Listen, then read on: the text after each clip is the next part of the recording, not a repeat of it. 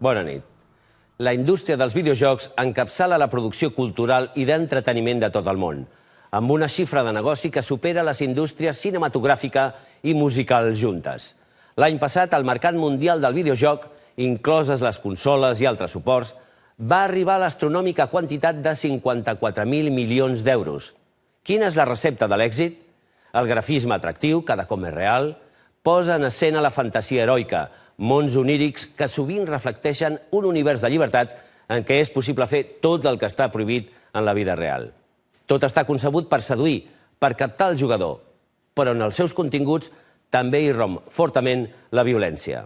Aquest fet i l'addicció que poden crear els videojocs genera inquietud en moltes famílies. De la preocupació i la precaució passem també a la satanització. No obstant, les aplicacions educatives creixen igualment. Entrem tot seguit en un món que s'ha convertit en un dels grans fenòmens socials del nostre temps.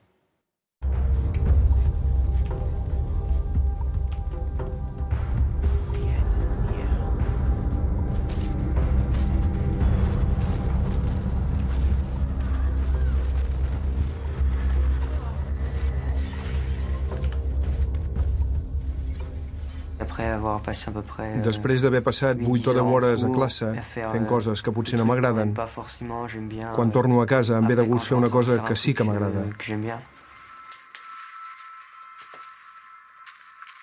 Potser sí que m'hauria de plantejar de dedicar una mica més de temps a fer els deures. El William acaba de tornar de l'institut. Com molts adolescents, el seu primer reflex és engegar l'ordinador i posar-se a jugar al seu videojoc preferit, League of Legends. És un joc al qual juguen 70 milions de persones al món.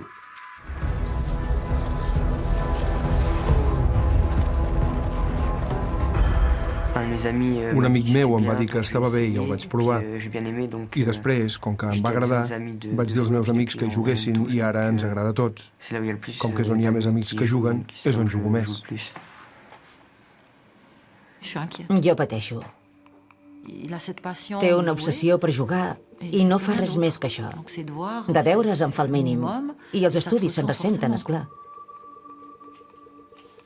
Sobretot ara que fa batxillerat. Fins als 15 anys encara. Va entrar al batxillerat amb bones notes, però ara ha baixat molt. És una llàstima. Míriam Marano viu sola amb els seus 2 fills. De vegades li costa compaginar la feina i l'educació dels fills. I més ara que té uns intrusos a casa, els videojocs. Des que hi van entrar, la relació amb el William, que és el fill gran, s'ha fet més complicada. Fiona, William, on va manger, vous descendez? William?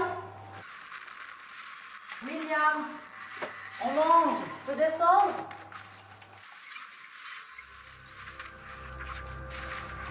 League of Legends, o LOL per als entesos, és un joc d'estratègia d'equip en línia en què el jugador encarna un campió que té poders sobrenaturals i es dedica a conquerir el territori de l'equip contrari.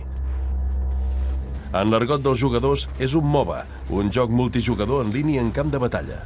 El jugador està connectat per internet amb els seus companys d'equip i la partida sol durar uns 30 minuts. Està prohibit parar abans que s'acabi perquè, si no, perd tot l'equip. A William hi juga unes quantes hores cada dia. Hi juga molt, moltíssim. Jo trobo que als 15 anys i mig, dedicar-hi pràcticament 5 hores al dia, sense comptar els caps de setmana, que hi arriba a jugar 8 hores, és moltíssim. Fins fa un any i mig jo encara el podia controlar. Vaig instal·lar un control parental i ho podia regular una mica. Però com que d'informàtica hi entenen més que nosaltres, aviat va esquivar tot el que havia instal·lat. I ara, encara que pari el wifi per assegurar-me que deixa de jugar, continua fent-ho en 3G amb el mòbil. Potser no fa partides, però les veu. Realment, avui dia la tecnologia fa que no els puguem dominar. No els podem controlar. És dur, perquè et sents impotent.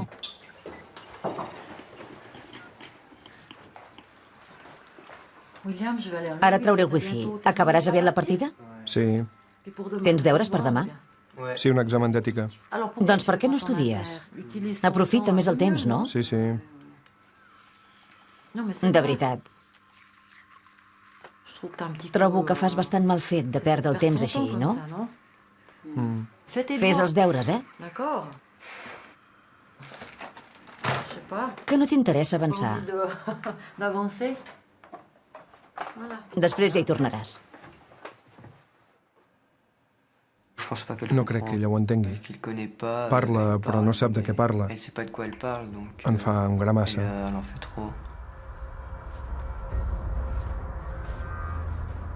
Què són? Personatges que es barallen? Sí. I quin és l'objectiu del joc? Destruir el nexus enemic. I què se'n treu d'això? Una victòria. Sí, ja, una victòria. Però al final ets el guanyador de la lliga o... Guanyo punts. I què en fas dels punts? Compres coses, altres campions i coses d'aquestes. És a dir, que no s'acaba mai, oi? Això mateix. En Catherine Aubert també sap què són les partides que no s'acaben mai. Ella també es troba impotent davant del seu fill, que també està apassionat pels jocs socials en línia. Salut Quentin, je suis rentrée. L'Anne-Catherine és viuda des de fa poc temps. El seu fill Quentin té 25 anys. S'està tot el dia tancat a la seva habitació jugant i no fa res més.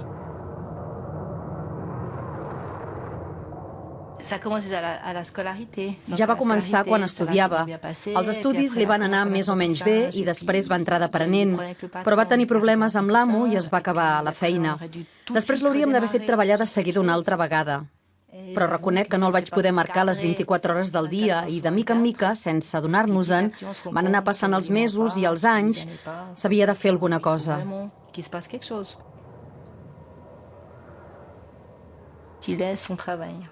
Com que no té feina, té molt temps per perdre i juga molt. Però això és un peix que es mossega la cua. Com que juga molt, no busca feina. La feina no li caurà del cel, però ell es queda a casa i es fa un tip de jugar.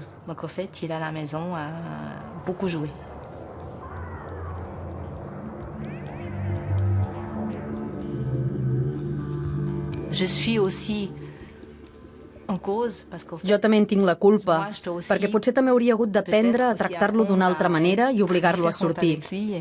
Penso que per a una mare fer això no és gens fàcil.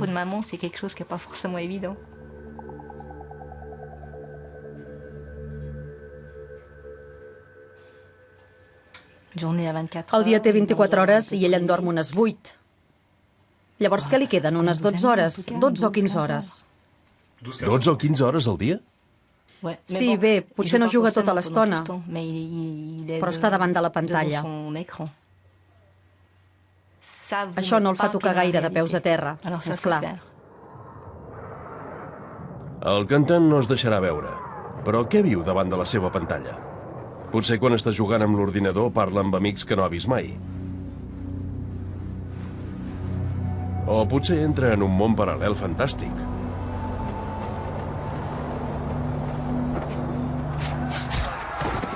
Potser és un heroi de llegenda que elimina monstres sobrenaturals que escupen foc. En aquest món, gràcies al joc, és un home dur, un lluitador temut pels seus enemics.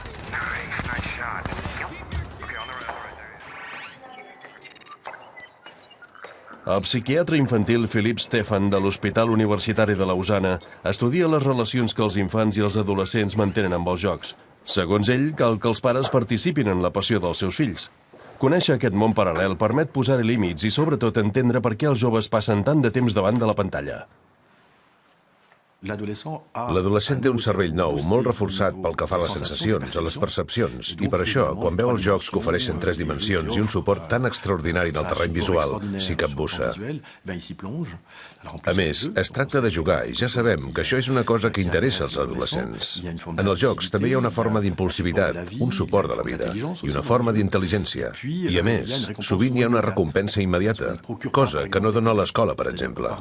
De vegades, si estàs una mica aixafat, perquè t'han donat una mala nota o perquè els estudis són difícils. En els jocs pots trobar un suport per renarcissisar-te, que en diem nosaltres, és a dir, recuperar la confiança en tu mateix. Això està bé, ja que l'endemà pots tornar a l'escola perquè has vist que, de fet, no ets tan dolent com això.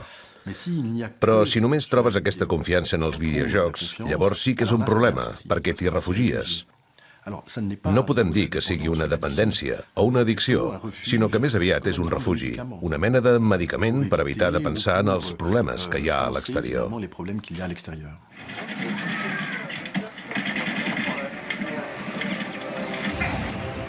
Avui dia els jocs són a tot arreu. Els primers es van crear als anys 70 i des de llavors no han parat d'evolucionar. Aquest univers en expansió constant engloba una multitud de creacions independents i de jocs seriosos per aprendre. Al mercat s'hi poden trobar diverses famílies. Una és la dels jocs multijugadors en línia com League of Legends i World of Warcraft.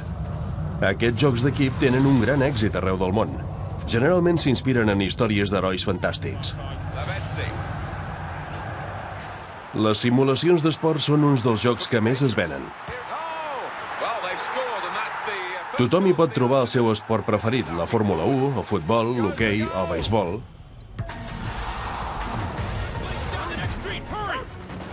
Els FPS són videojocs de tir en primera persona.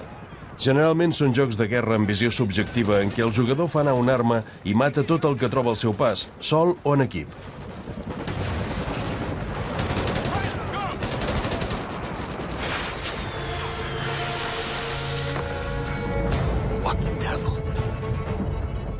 Però un dels gèneres més valorats actualment és el d'acció i aventura. En aquests jocs el jugador encarna un heroi a través del temps i du a terme actes de valor assegut davant de la pantalla.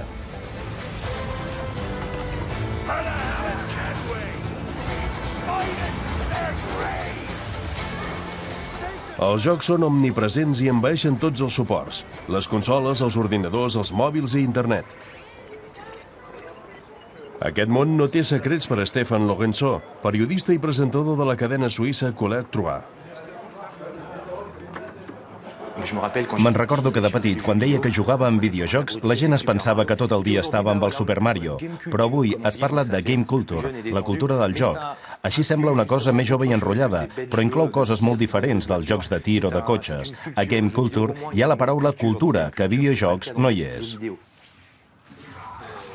Actualment els videojocs són els productes culturals que més es venen al món. La música i el cinema estan molt més enrere en vendes. Però per què es venen tan bé? Quina és la raó del seu èxit? El futur de la narració no és en el cine, sinó en els videojocs. En una pel·lícula hi ha uns figurants caminant per l'altra banda del carrer. En un videojoc pots travessar el carrer i els pots preguntar coses. Són més complicats de produir. El guió d'una pel·lícula és llarg, però el d'un videojoc l'has de multiplicar per 15, perquè inclou els diàlegs dels figurants, tot el que ofereix el joc en l'aspecte mecànic, etc. No tan sols hi ha els diàlegs i la música, hi ha tot l'univers. Cada vegada parteixes del no-res, de zero. El cinema té motius per estar preocupat. L'any 2013, el mercat mundial dels videojocs, amb material inclòs, va moure 54.000 milions d'euros, 3 vegades més que el del cinema. Els estudis d'Ubisoft a Montreal són un lloc important de la indústria dels somnis virtuals. Aquesta empresa és la tercera del mercat dels jocs a nivell mundial. La targeta. Tots els accessos tenen controls de seguretat a diferents nivells. Tal com us deia, el control de la informació és bastant important. Per què teniu aquestes mesures de seguretat? Perquè estem parlant de superproduccions que valen milions o desenes de milions de dòlars. Per tant, si hi ha una filtració, les conseqüències poden ser greus. Jean Guesdon és director artístic d'Assassin's Creed 4, l'últim joc que ha tret Ubisoft. És un dels jocs que més es ven actualment. Una altra vegada la targeta. Desenvolupar-lo ha costat 56 milions d'euros, però ja ha proporcionat uns ingressos de més de 320 milions. Entrarem a la planta on hi ha la resta de l'equip que acaba de lliurar Assassin's Black Flag, que és el joc de pirates, amb l'Edward com a protagonista.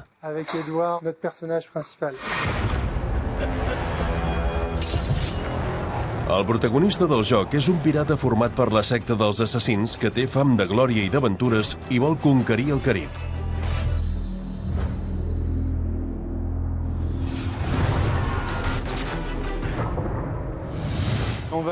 Ara anirem a veure el Vladimir, que és l'artista que s'encarregava de Nassau, una de les 3 ciutats importants d'aquest joc.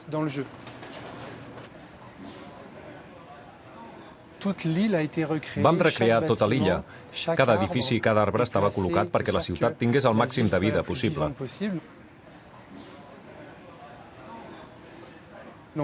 Aquí veiem els models de filferros, que són tots els elements, tots els ingredients. Els modelitzem per separat i després els col·loquem en aquest món amb les textures, la llum.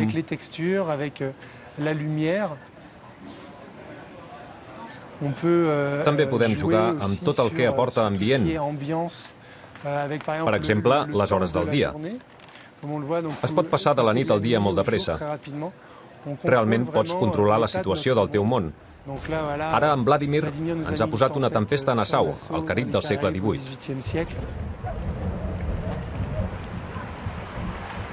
Tot, des del grafisme atractiu fins a la llibertat total del personatge, està pensat per seduir i atrapar el jugador. Però amb això no n'hi ha prou. Perquè el joc sigui encara més impactant, el so és molt important.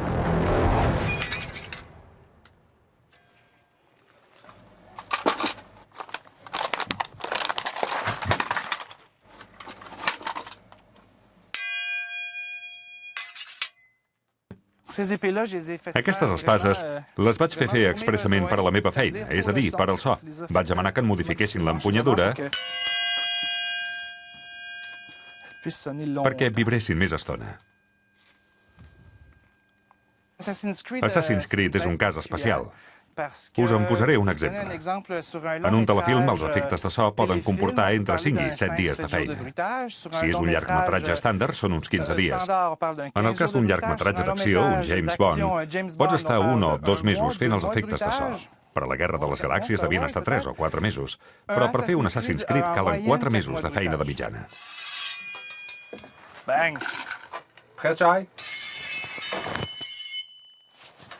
El contingut cinematogràfic d'un joc com Assassin's Creed supera de bon tros el d'un llargmetratge. Estem parlant com a mínim d'una hora i mitja de cinematografia, o 2 o 3, sense comptar tots els esdeveniments del guió, que són esdeveniments a dins del joc. I a més de tot això, hi ha tot un món interactiu que s'ha de sonoritzar.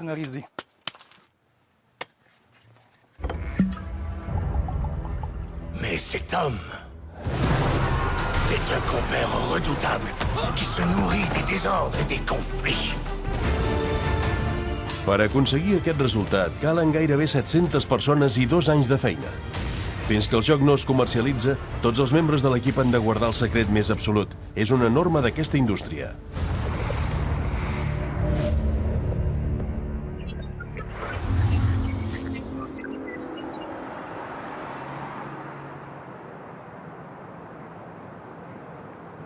En pocs anys, Montreal s'ha convertit en un gran centre dels videojocs.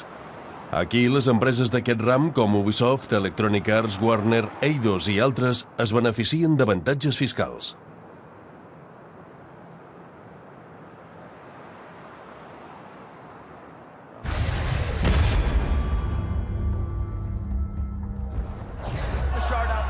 En la categoria de joc gratuït, de free-to-play, League of Legends és un dels més rendibles. L'any 2013 va recaptar uns 415 milions d'euros. La gran final que van disputar un equip coreà i un de xinès va ser l'esdeveniment més seguit de la història dels esports electrònics. Aquest jove periodista la va viure enmig de la multitud i no es va perdre cap detall de l'espectacle. Era la primera vegada que s'organitzava un acte com aquell per a un videojoc. Van reservar el pavelló dels Lakers de Los Angeles per celebrar-hi la final. Estava ple fins dalt. Era la gran final. No sé quantes persones hi havia, però segur que 30.000 hi eren. I totes havien vingut a mirar com els dos equips jugaven la League of Legends.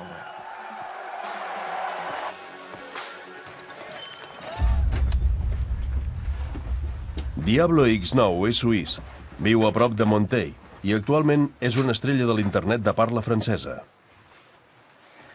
1, 2, 1, 2, 1, 2. Tac. Amb 20 anys, el Diablo és el que se'n diu un youtuber influent. Comenta videojocs i en fa la crítica al seu canal de YouTube. Bon dia a tothom.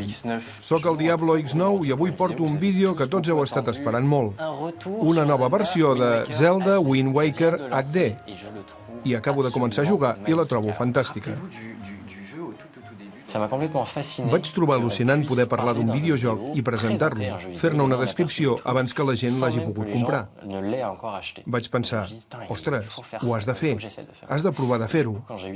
Als 13 o 14 anys em vaig fer un canal de Dailymotion i pel febrer del 2010 vaig obrir el meu canal de YouTube. El canal va començar a créixer de seguida. Van passar de 10.000 subscriptors a 100.000 i a partir de llavors 100.000, 200.000, 300.000, etc. Actualment el Diablo té 1,5 milió de seguidors subscrits al seu canal. També viatja pel món real i ja ha començat a fer reportatges. Presenta la seva cadena i el conviden a les grans fires de videojocs d'arreu del món. Dirigeix reportatges i entrevista famosos. Aquí el veiem amb Zlatan Ibrahimovic. Thank you very much for this interview. I'm really excited about it. So, we're going to talk about video games. La seva activitat és lucrativa. A YouTube, els seus vídeos van precedits d'un anunci. Google, que és la propietària de YouTube, es queda la major part dels ingressos, però una part se la queda l'autor. Per tant, com més subscriptors i més visites tinguin, més guanya. El Diablo prefereix no revelar els seus ingressos. D'aquestes coses m'estimo més no parlar-ne. Diguem que si tens un canal de YouTube popular, que funciona, pots guanyar fàcilment el mateix sou que una persona que treballa en un súper durant una setmana. Però això és molt variable. Per exemple, el youtuber més popular actualment, PewDiePie, que fa vídeos d'humor sobre molts jocs, té uns 8 milions de subscriptors, o fins i tot més. En menys d'un any s'ha pogut comprar una casa, etc. Vull dir que pots arribar bastant fàcilment a cobrar quantitats molt grans. Si no m'equivoco, em sembla que ell pot arribar a guanyar 25.000 euros al dia. T'hi guanyes la vida amb això? Sí, del tot.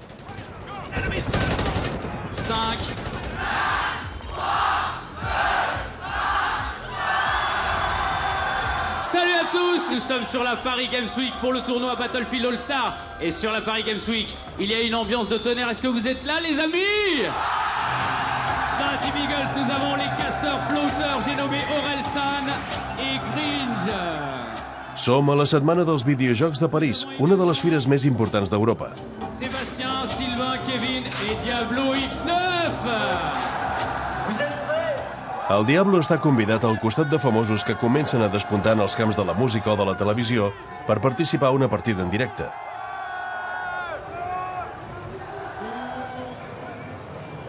L'amfitrió és Electronic Arts, creador del joc de guerra Battlefield.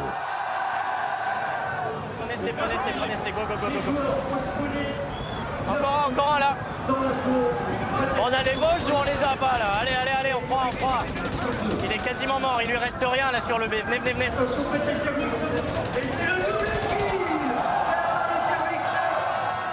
El joc és violent i el públic està totalment fascinat. El Diablo es troba com peix a l'aigua i fa guanyar el seu equip.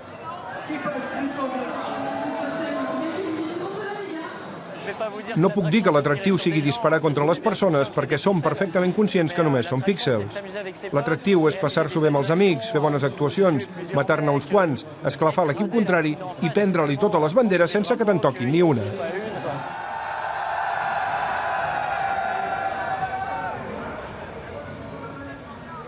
Per conquerir el seu públic, els gegants de la indústria dels videojocs exploten un recurs contundent: la violència i la mort. Jugar és divertir-se i, en nom de la diversió, actualment la majoria de grans empreses creen jocs realistes que recorren a la violència, perquè la violència fa guanyar molts diners.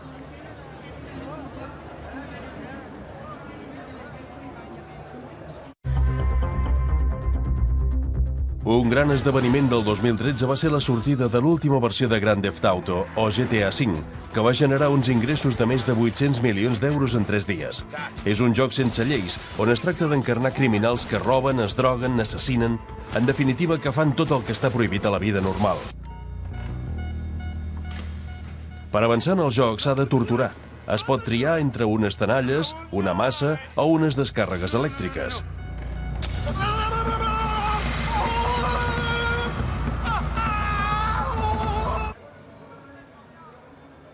Pel que fa als videojocs de tir en primera persona, el que té més èxit és Call of Duty. Segons Activision, l'empresa que l'ha creat, en un sol dia de venda de l'última versió haurien arribat als 800 milions d'euros. A Call of Duty es glorifica la guerra. No escatima en cap detall.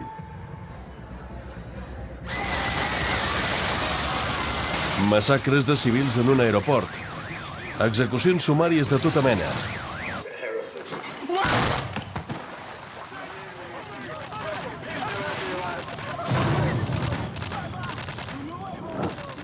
Aquesta evolució dels videojocs suscita uns quants interrogants. Fa 10 anys, quan miraves un joc, de seguida notaves que era un videojoc, que era virtual. Ara la qualitat de les imatges s'aproxima tant a la realitat que, de vegades, sembla que siguin de veritat. Aquest fenomen fa que ja no sapiguem què és real i què no ho és. A més, ara els videojocs que parlen de conflictes armats són molt populars. Tenen assessors militars, exmembres de les forces especials, que els assessoren perquè encara siguin més semblants a la realitat. Això vol dir que el terreny, les armes i el material són gairebé idèntics als de veritat. Christian Ruffer treballa al Comitè Internacional de la Creu Roja i s'encarrega de fer difusió del dret internacional humanitari. És especialista en les relacions amb les forces armades. L'eina que fa servir són els videojocs. Per exemple, en aquesta escena, es veu una persona que ha caigut presonera d'aquests soldats, que són membres de les forces especials i intenten obtenir informació. Per tant, aquí tenim clarament un acte de tortura. El soldat estava ferit i ells li han trinxat el genoll amb els peus. L'interroguen de manera molt violenta, però aquesta persona, que està fora de combat i que ja no és una amenaça per ells, ha de ser protegida, està protegida pel dret. Ara podríem pensar que, com que ja han obtingut la informació, el deixaran anar, però l'executen sumàriament amb una bala al cap. Per tant, per a la Creu Roja, aquesta escena és molt realista en l'aspecte dels uniformes, per exemple. Segons el guió, aquests soldats els ha enviat al seu govern.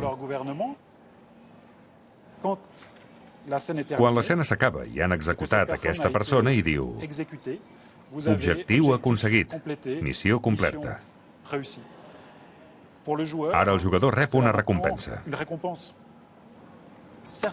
Realment, pel que fa als guions, es podrien canviar coses perquè fossin més realistes. Quan el teu govern t'envia com a soldat, no les fas, aquestes coses.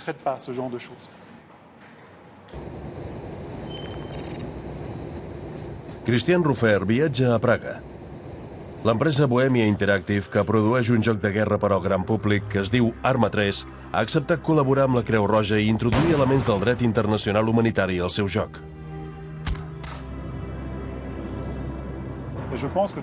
Penso que d'aquesta feina no parlem d'educació, sinó d'informació. Ells pensen que els seus jocs permetran una comprensió millor del que és la realitat i crec que n'estan molt orgullosos.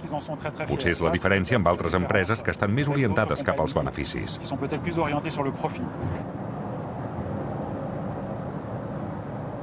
El Christian arriba a un poblet situat a una hora de la capital. El lloc és discret. Aquesta col·laboració entre una organització dedicada a la pau i una empresa de jocs de guerra és força inesperada. Hey. Ivan. Hello, Christian. Hi. How are you? Fine, thank you. And you? Well, quite fine. Well, let's get to business, I suppose. How was the flight? Well, it was great. Geneva, Prague.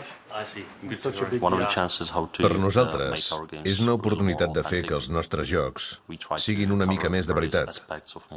Intentem cobrir diversos aspectes dels combats a mort i el dret humanitari internacional ens permet donar-ne una imatge més completa. Contràriament als jocs més coneguts, Arma 3 té mecanismes de càstig si el jugador no respecta les normes de la guerra. Si dispares contra civils, els del teu propi bàndol dispararan contra tu. L'ordinador diu: alto, això no ha sigut un accident. I els teus companys et maten i deixes de matar civils. Sí. Una altra cosa de què vam parlar eren els vehicles mèdics, que són aquests d'aquí. Els hem configurat perquè siguin objectius poc atractius. Quan crees un simulador tàctic, hi ha d'haver violència. Del que es tracta és de saber en quin context la situem. L'exaltem o la mostrem com una necessitat per combatre el mal? Sempre intentem que el jugador hagi de reflexionar una mica abans de recórrer a la violència. Bohemia Interactive no és només una petita empresa txeca. El motor gràfic que ha desenvolupat és utilitzat per la seva empresa germana, BI Simulations, que ha creat unes simulacions militars que fan servir exèrcits d'arreu del món. Formar els que porten armes és una de les idees del Comitè Internacional de la Creu Roja. Una imatge val més que 10 pàgines de text. Això és una novetat en el nostre catàleg d'eines, però no és l'única eina que tenim. Nosaltres continuem fent publicacions legals i desenvolupant el dret. Però per fer divulgació del dret, per fer arribar els missatges ràpidament i de manera clara, per nosaltres són una eina cada vegada més interessant.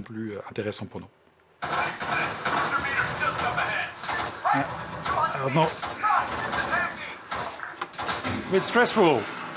Wow. D'accord. OK. All right. Els videojocs es fan servir per divulgar el dret, però també són una eina molt valuosa per al psicoterapeuta Niels Weber. Ell els fa servir per treballar amb menors que tenen dificultats. Mais vous êtes sérieuse? C'est rien du tout les étoiles, mais... Bien sûr. Non mais t'es sérieuse? Tu dois les mettre maintenant? Non mais t'es sérieuse? Tu peux mettre n'importe quel moment? T'as foiré là! Non, je joue jamais à Mario, ouais, je te jure. On y va, regarde. Actualment, el boom mundial dels videojocs alimenta un fenomen cada vegada més important, la gamification, que es podria traduir com a ludificació. Es tracta de traslladar els mecanismes dels jocs a situacions reals com l'aprenentatge, la feina, les teràpies i una llarga llista de contextos diferents. A l'associació Paidós la fan servir per establir diàlegs. Alors, on change de jeu? Bien joué. Niels Weber coneix perfectament l'univers dels videojocs. La majoria de joves que participen al seu taller tenen problemes socials o escolars. És una porta d'entrada molt bona per establir un diàleg, per exemple, però també pot servir de porta per a altres coses, com ara el plaer de jugar, i fins i tot per a una pràctica terapèutica, si convé. A més, és un mitjà que fa que es reuneixin les persones i, per tant, permet fer moltes coses interessants. És un joc que vol ser molt poètic. És de la mateixa empresa que feia un joc que es deia Flowers, el coneixes? Em sona. Havies de llançar pètals de flors al vent. Era bastant especial. Sí. Sempre n'hi ha que s'atreveixen a dir que no els ha agradat, cosa que trobo molt bé, perquè el nostre objectiu és desenvolupar l'esperit crític. A més, dir m'ha agradat o no m'ha agradat també implica que hi ha hagut una reflexió sobre el tema. Després de 3/4 d'hora de jugar, ve el moment de parlar. Per als joves és el moment de compartir lliurement l'experiència que han viscut i d'expressar el que porten a dins. Per al terapeuta és una oportunitat per constatar que el joc també és una de les seves preocupacions. Ja hi som tots? En general, voleu parlar d'algun tema relacionat amb els videojocs? Hi ha algun tema que us sembli més interessant que els altres? Sovint sents parlar de casos de violència provocats pels jocs. A mi també m'interessa. A tu també? Sí. Per què? Perquè tinc un germà petit que té l'obsessió dels jocs. I m'agradaria saber què li passa. Si pot ser capaç de fer alguna bestiesa. Sí, quan ets petit és normal que juguis. Jugar quan ets petit? Sí, és normal, a tota mena de jocs. Quan tenia 14 anys, jo escombrava casa, jugava a nines i a tot això, però no jugava a la Play, ni a Call of Duty, ni a totes aquestes coses. Quan jugava al GTA jo sabia que allà podia matar un poli, però si en trobava un pel carrer, encara que em fes molta ràbia, no li tirava pas un tret al cap. Jo tinc un cosí que ja ni menja ni dorm. Només juga a Call of Duty. No va ni a l'escola. Dorm durant 2 dies i juga 4 dies seguits. No va a l'escola, no fa res. Sabem que no són una panacea, però vam pensar que havia arribat el moment d'invertir la tendència i dir, molt bé, vosaltres coneixeu el tema dels videojocs. En sou experts perquè hi jugueu sovint i segur que coneixeu millor el tema que molts adults i molts no jugadors. Per tant, ara us toca fer d'experts en prevenció i ser usuaris responsables davant dels vostres germans petits, per exemple.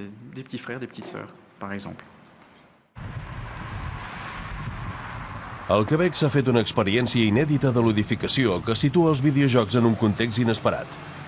L'escola. Som a Sherbrooke, que és a 2 hores de Montreal.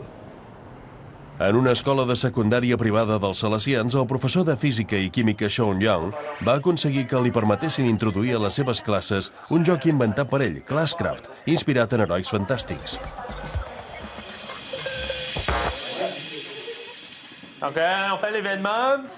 1, 2, 3.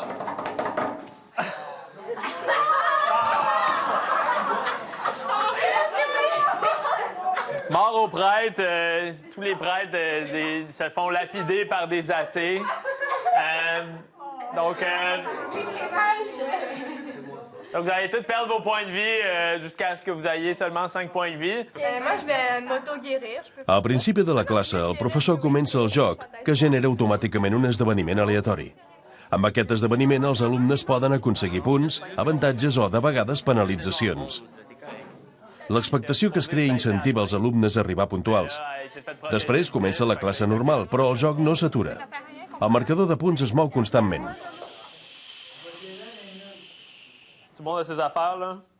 Cada alumne té un personatge que el representa en el joc, un avatar.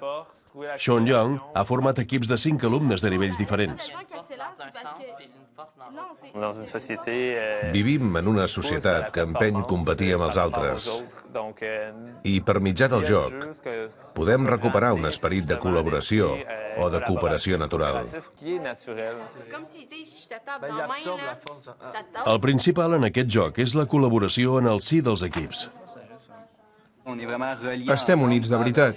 Per exemple, si algú no aprova un examen, perd punts, i això ens afecta directament a tots. Per això, nosaltres volem que l'altre aprovi i el podem ajudar perquè passi els exàmens. Si tots els de l'equip tenim bones notes, el nostre equip puja, i si no, baixa. Això ens afecta a tots. Penseu que si no fos per això, no us esforçaríeu tant per estudiar? Segurament que no. No estaríem tan motivats per fer tots els exercicis de pressa i bé. Així treballem més i ho fem en equip, tal com deia ell. Fer un bon paper en el joc i aconseguir punts no influeix directament en les notes, però proporciona avantatges reals que els alumnes valoren molt. Pots guanyar poders i privilegis, com ara menjar a classe. Si has guanyat prou poder, pots tenir els apunts durant l'examen. I també pots saber si has respost bé una pregunta. Ell no et dirà la resposta, però et dirà si està bé o no està bé. Et dirà sí o no. Ouais, c'est bon, ça. C'est bon? On l'a? Ouais, ouais. Ah, yes! Le jeu récompense les bonnes notes. El joc recompensa les bones notes i penalitza les dolentes, però premia sobretot el comportament que s'espera dels alumnes. Ajudar-se entre ells, fer bé la feina, venir a classe, participar. La idea és que un alumne que faci bé la seva feina d'alumne obtingui molt bons resultats en el joc.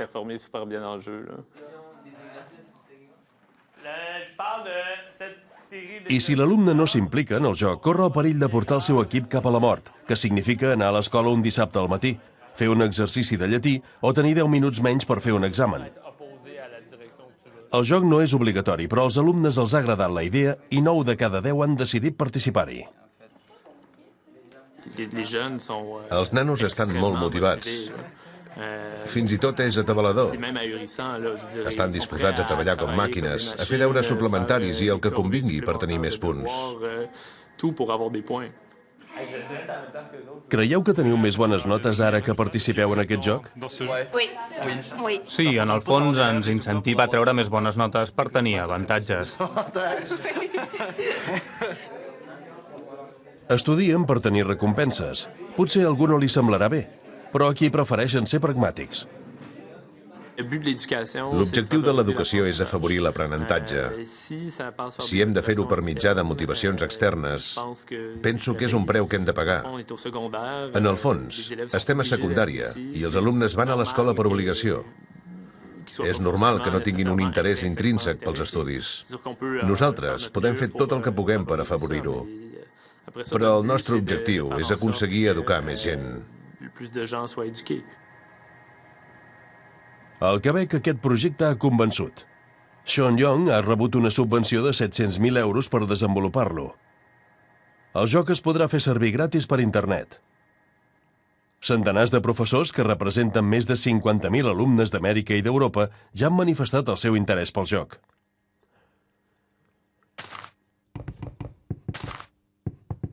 Aquesta experiència sembla que demostra que, utilitzats de manera adequada, els videojocs poden servir per l'aprenentatge. Però per fer-los servir de manera eficaç, cal estudiar-los en profunditat. Actualment aquest terreny és objecte d'investigacions científiques. El que s'estudia és el seu impacte en el cervell. El joc modifica el cervell i el modifica d'una manera que és una mica preocupant per a la societat,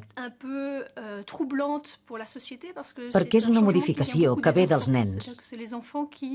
Vull dir que són els nens els que adopten aquesta tecnologia molt més ràpidament que els seus pares, i per això els pares se senten una mica deixats de banda i han de fer un esforç més gran que en altres revolucions tecnològiques, on el més habitual era que les introduïssin els adults i les inculquessin als nens.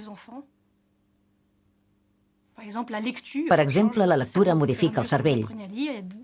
A mesura que vas aprenent a llegir, es va creant una nova àrea del cervell que correspon a la lectura. Però ningú troba preocupant que quan algú té capacitat per llegir, el seu cervell s'hagi modificat. Daphne Babelier és neuropsicòloga de la Universitat de Ginebra. Les seves investigacions combinen estudis de comportament i neuroimatgeria de jugadors i no jugadors de videojocs. Ens interessa molt tot el que fa referència a la plasticitat cerebral, és a dir, com podem ajudar la gent a aprendre de manera més fàcil. És per això que estudiem els videojocs, perquè sembla que són unes eines extraordinàries per facilitar la plasticitat cerebral, per ajudar el cervell a aprendre millor. Amb el seu equip, Daphne Babelier ha analitzat les aptituds desenvolupades pels aficionats als jocs de guerra i ha fet un descobriment sorprenent. El cervell d'un jugador regular consumeix menys energia que el d'un no jugador per aconseguir el mateix resultat. Dit d'una altra manera, és més eficaç. Els videojocs d'acció tenen la capacitat de forçar el sistema nerviós a prendre decisions molt ràpidament. Vull dir que normalment, quan demano a algú que faci una cosa molt de pressa, té tendència a cometre més errors. Però la gent que juga a videojocs d'acció o de guerra pren les decisions molt ràpidament sense presentar més errors. Justament aquests jocs de guerra, en les persones molt joves, els estudiants, fan augmentar la capacitat de mantenir-se concentrat i d'ignorar les fonts de distracció.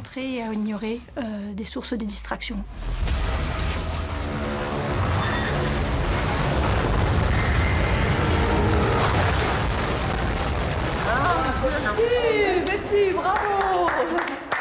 Si. Voilà, c'est parti. Bon. Joli. Voilà, bravo. Deuxième strike. C'est comme elle dit. Là-dedans, il faut bien viser au centre. Au centre. Alors on fait comme ça. Més concentració, més atenció i fins i tot millora de la visió. Els efectes positius hi són. Ara cal desenvolupar jocs adequats per cada públic. Als usuaris d'aquesta residència de Bulle, a Suïssa, els agrada jugar. Les partides de bitlles virtuals són una de les seves activitats preferides. Hem jugat unes quantes vegades amb la Wii. I què en treuen?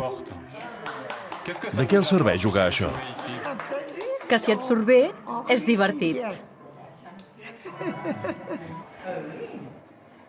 C'est bien. Oh, 5. championnat du monde, toi. J'aime tout, j'aime tout. M'agrada tot, m'agrada l'ambient, tot. Abans estava molt sola, però ara estic bé. I així s'ho pot passar bé amb els altres. Sí. Fa uns quants mesos, els jugadors d'aquesta residència van rebre una bona pallissa davant dels d'una residència veïna. Des de llavors s'entrenen més i al mateix temps exerciten la seva motricitat. Lâchez le doigt. Ah, faut lâcher, hein? Vous lâchez quand balancez. Voilà. Hop, voilà, elle est partie. Vaig provar una vegada, però això no és per mi. És una bona manera de passar el temps, en comptes de fer mitja. Sí, però no sempre. Has de saber parar, eh? No es pot fer mitja sempre, però a mi m'encanta.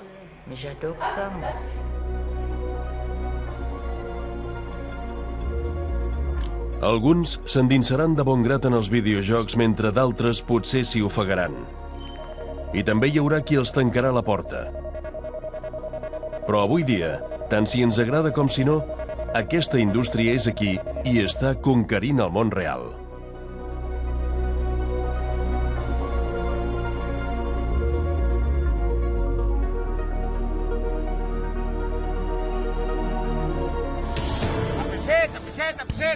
I la setmana que ve? Diuen que els que tenim aquesta edat no treballarem mai més. No em puc mantenir a mi, no podria mantenir altra persona. La precarietat laboral s'ha estès com una epidèmia. És conjuntural o ha arribat per quedar-se? L'esclavisme pràcticament és la normalitat, perquè com no tens feina... És com una sensació de dir tot va malament, no?